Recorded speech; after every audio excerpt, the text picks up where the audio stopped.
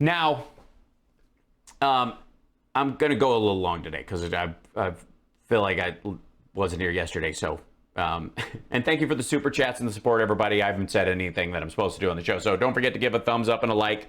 And patreon.com/HalSparks. Our goal is 1,000 patrons. Please help us by getting there. Also, super chats, Venmo, it's over there. And however you'd like to help. Thank you. Are you people reacting to a troll? We don't mind the trolls around here. I mean, they just kind of fill space, and their eyeballs boost me in the algorithm, so we like them. I mean, we don't take them seriously, but you know, every time they type something, it's like a little brick in the wall. They like walls that, you know, builds up the strength of everything around. It's actually really good. Like, the more trolls we have, the better. Yeah. And on an emotional and psychological level, I mean, I don't want to tell them they have no impact because then they'll go away, but they don't. Like, the trolls basically, like, I have my hand on their forehead and they're just going. It's kind of adorable. And by the way, especially now that I've decided that the C-list celebrity thing is actually a compliment, considering they think A-list celebrities eat babies. Wouldn't it be? Right? Right? So, all right. So, Dinesh D'Souza, normally there's rarely we'll find a couple of Dinesh D'Souza clips that are kind of adorable, but he has Kirk Cameron on today.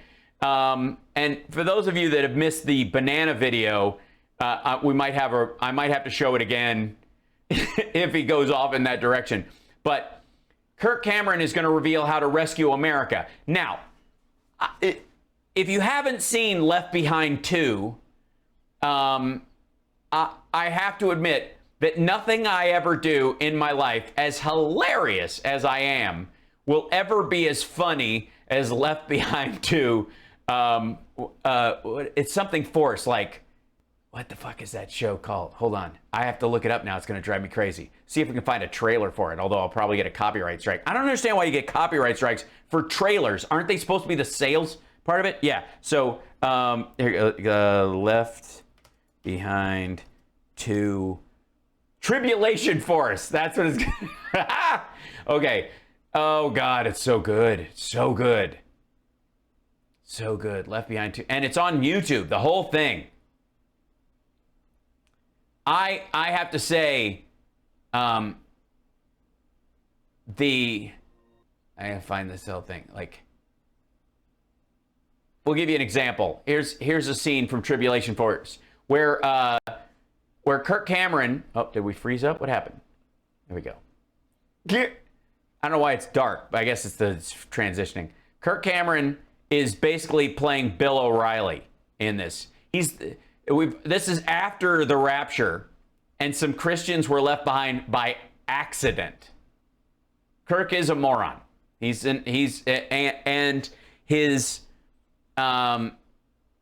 cartoonish view of Christianity as an exclusive club is grotesque.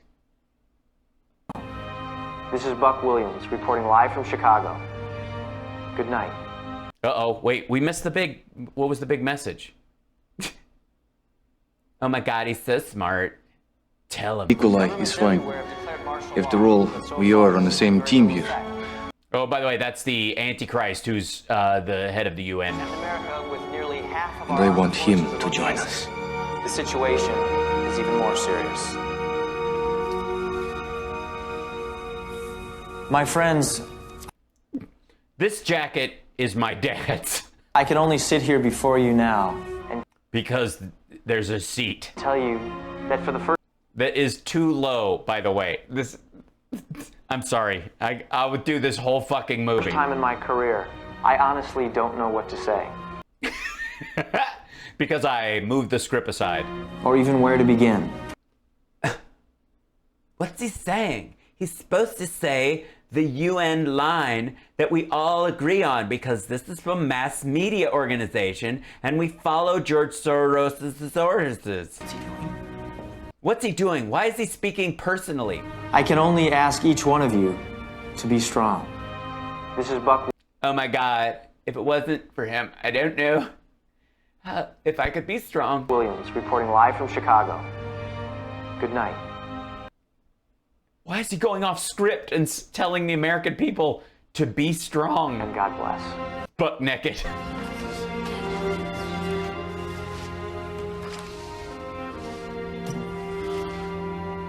Well, he's sure managing to hold it together. I don't know how he does it. It's amazing.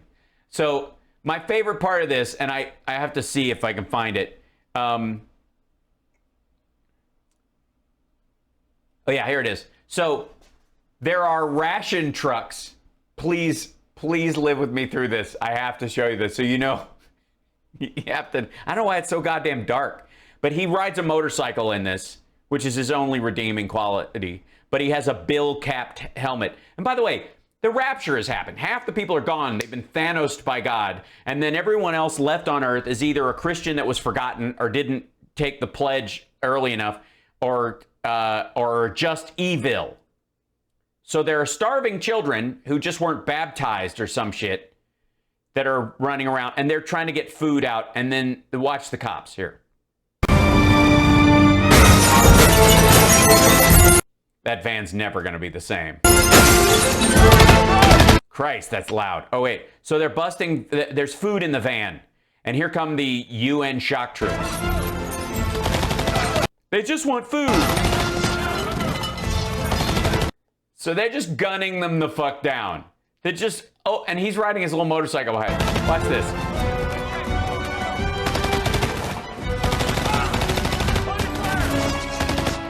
He runs over. They've just lit this fucker up. They've just filled him full of bullets. He runs over. Man, you didn't have to kill him. Yeah, that'll do it. Man, you didn't have to kill them. Black dude in Democrat hat. He's not wearing a MAGA hat. Back off. Why did you... Back off. Why do you... What? This is? They were just kids. Breaking into a van? Give me a break. They were just kids breaking into a van? Give me a break. Hey, what difference does it make? Look around. Let's get out of here. Hey, what difference does it make? Look around. Let's get out of here. Well, if it doesn't make any difference, why the fuck did you shoot him then? I'm with Kirk Cameron on this one. Kirk, you look as confused as I do. The fuck? If it doesn't matter and there was nothing in the van and nobody gives a shit and the whole world's gone to hell, why are they bothering shooting them? Why would you waste bullets in the aftermath of the rapture when, I mean, I don't know. What's the ammo availability during that time? I don't know. All right. So anyways, holy shit. I've watched that whole thing. It's amazing. It's fucking amazing. All right. So in case you're not familiar with who Kirk Cameron is.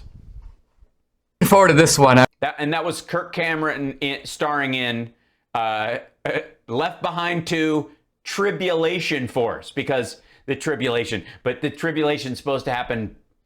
It happens after the rapture because all the good Christians are taken up and then everybody else has to go through the trials and tribulations, and then Jesus will come back, and so they get to see it personally. The really, really good Christians all get sucked up naked into space. I'm really happy to have Jesus Christ, you're loud too. Really happy to have who? Actor and producer Kirk Cameron on the program. Kirk, welcome to the... Thank you. And by the way, congratulations on your on getting your Don Jr. beard in the mail. Also, you couldn't have moved back a little so that the light was actually on you, or and all right. And by the way, never mind the fact that sorry about the whole C-list celebrity thing. To the podcast. Thanks for joining me. It's kind of funny. I see you sitting outside. Are you sitting in some sort of a fireplace or a campfire pit? Yes, he's sitting in the fire. It's part of his religious beliefs. Where are you sitting? This is a good interview so far. I'm really learning a lot. You know, I wish I was in Yosemite, California, but I'm actually just in my backyard. And yeah, I've got a fire pit in my backyard and an American flag. And oh my God, do you burn the American flag every night at dusk? this is where I've been spending the last 100 days live with tens of thousands of people for something called the American Campfire Revival. And I'm hoping to call people back to the original American covenant. Oh, so this is the sales part of Christianity that you're partaking in now. It's a business. You're selling T-shirts. And why is the flag leaning over a chair towards the fire? Those unknown sacred promises that our founders and forefathers. Unknown sacred promises? You mean shit they didn't put in the Constitution, but we all know is really there? Mothers made with God and one another. I want to talk to you about that. I'm actually... Yeah, the part where like Jefferson took all the miracles out of the Bible because he thought they were superstitious, whereas the rest of it was actually more divine work. Actually kind of chuckling as I see you, because the last time we were together, I was in your yard. This was now, I think, right before the election, if I'm not mistaken, in California, in one of those mega churches, and there were all these pastors on the stage, and then you said, and now to do our concluding prayer, I'm going to call upon... That's a Trump mug. These Seriously? pastors on the stage, and then you said... He's got a Trump mug.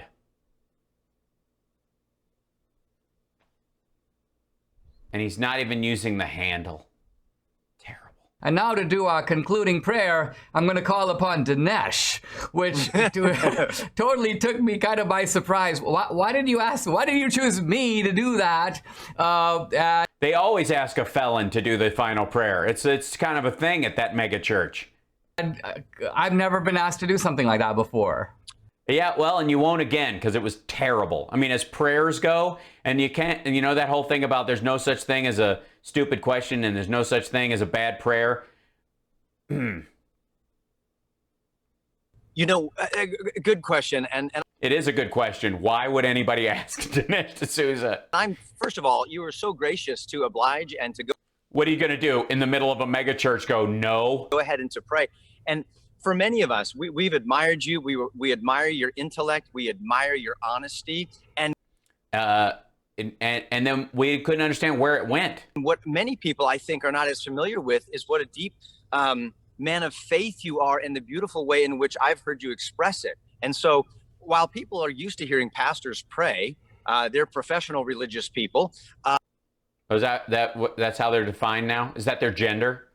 And that would have been appropriate. I thought it was just refreshing to hear you speak in a category, in a lane that not as many people are familiar with. And I'll tell you what, the pastors in the room all went, "Whoa, my goodness!" Well, I feel like I just got schooled by Dinesh D'Souza on how to pray. That was beautiful and powerful. Well, I was. All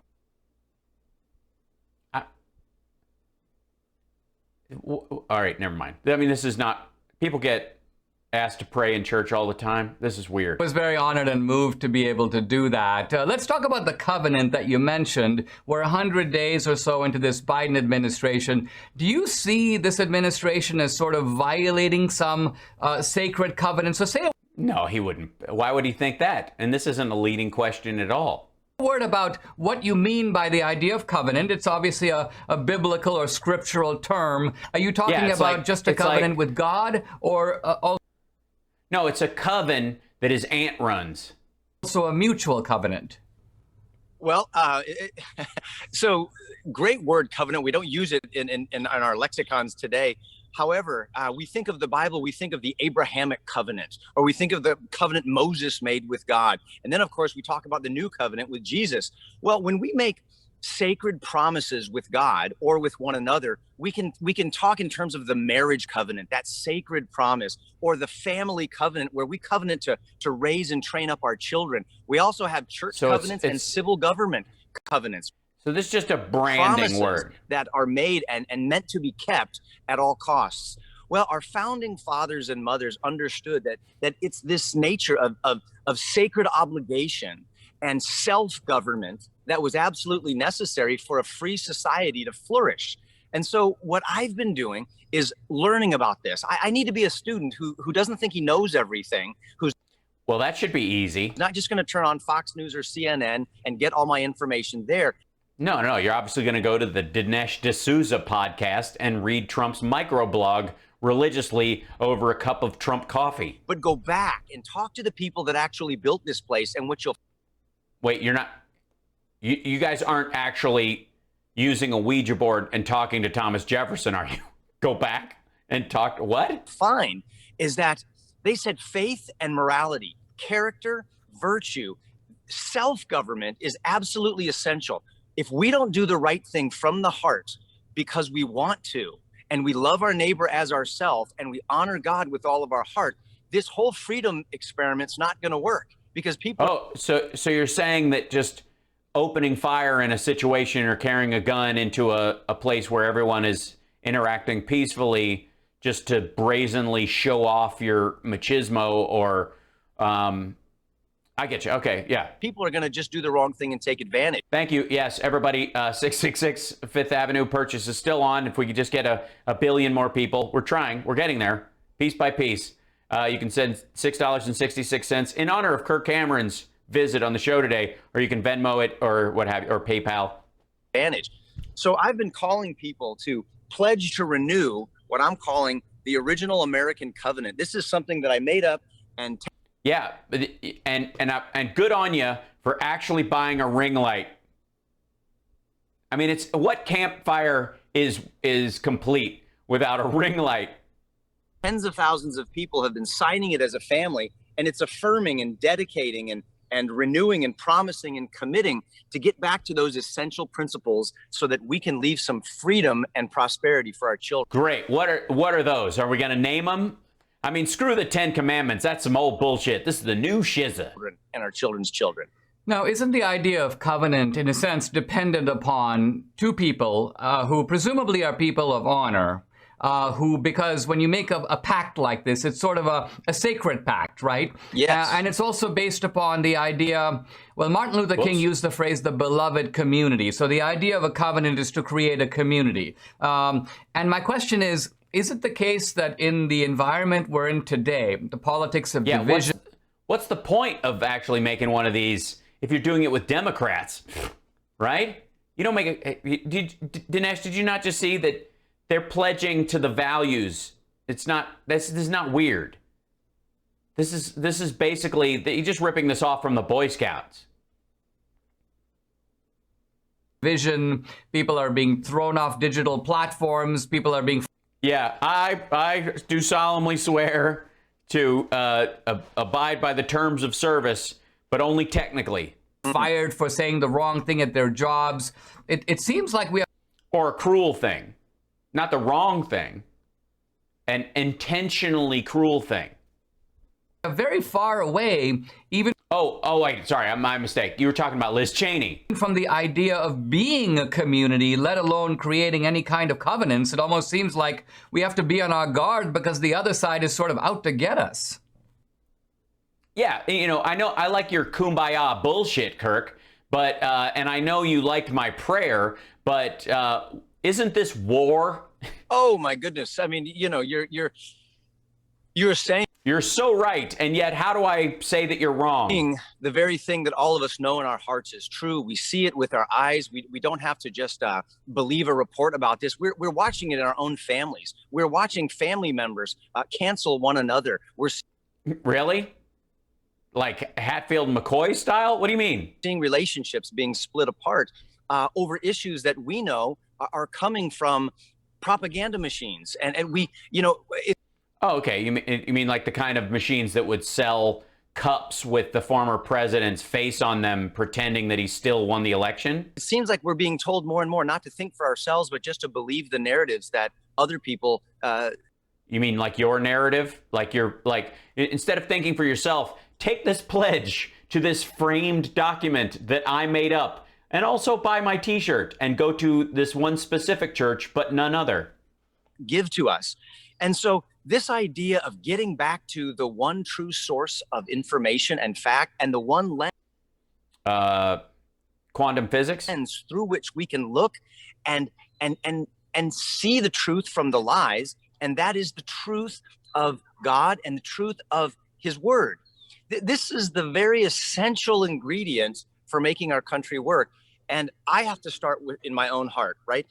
Yes, you do. That part I'm for. I don't know how you're doing it, and you haven't mentioned what's in that actual pledge other than promise and belief in something. I've learned from my forefathers and foremothers in this country that the solution is an inside-out solution. It's not coming as a solution on Air Force One, whether it's Trump or Biden or whoever. Yeah, it's not Trump. Whoever the next guy is, it's coming from the power of God first working in my heart and yours, and then it begins to gradually work its way out. Kind of. Okay, so basically what we're watching here, kids, in case you're wondering, is a grown man who used his political beliefs to soil his religious beliefs, failed miserably, and now that his dude lost, is having a hard time selling his religious beliefs again because they're tainted with the gore of the crap he was selling politically for years. And now he's trying to rebrand his entire religious belief system as something more benign and loving, and some work I have to do on myself. Right? That's what this is. Kind of like the way leaven works its way through the whole lump of dough. It changes my heart. Yeah, it's exactly like that. Like, it's just, yeah, so unleavened hearts is the problem. Then the goodness of God changes my marriage, and then my marriage can change the environment of my home, and now we can begin to heavenize our communities and our nation and the whole world. That's the key, inside out, and that starts with covenant. Yeah, Kirk, bless you, brother, and I appreciate you swinging for the fences on this one. Dinesh isn't having it. He thinks that there's an army of transgender BLM Antifa activists that are setting fire to schools and using the books as starter kits. So covenanting with God and with one another to do the right thing. Let me ask you this. I mean, that's actually very touching, and I agree with everything you said.